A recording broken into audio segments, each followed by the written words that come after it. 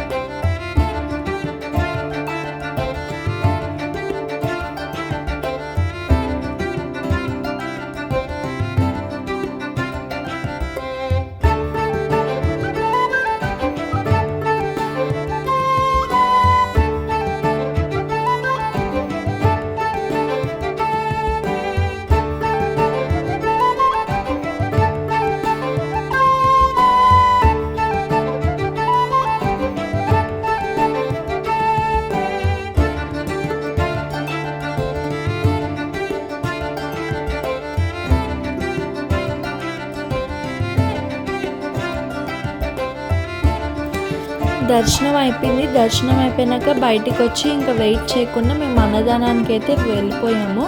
అన్నదానానికి వెళ్ళేసరికి చాలా రష్ ఉంది. 2 hours పైనే టైం పడుతుంది.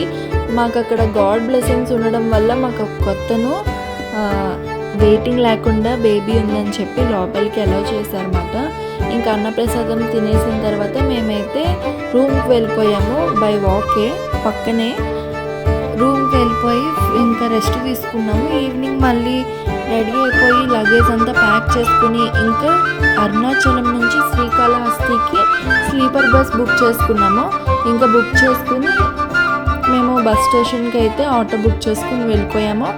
ఇక్కడ మేమైతే టిఫిన్ చేస్తున్నాము. మేము ఏం తినకుండా స్టార్ట్ అయిపోయామన్నమాట. ఇంకా డిన్నర్ కింద టిఫిన్ చేసేసి ఇంకా బస్ రాగానే ఇంకా ట్రావెల్ చేసేయాలి శ్రీకాళహస్తికి. నెక్స్ట్ వీడియోలో మళ్ళీ కలుసుకుందాము. ఇక్కడితో వ్లాగ్ అనేది ఎండ్ అయిపోతుంది, అరుణాచలం వ్లాగ్. మీకు కనుక నచ్చినట్లయితే like, share and subscribe. Thank you for watching our channel.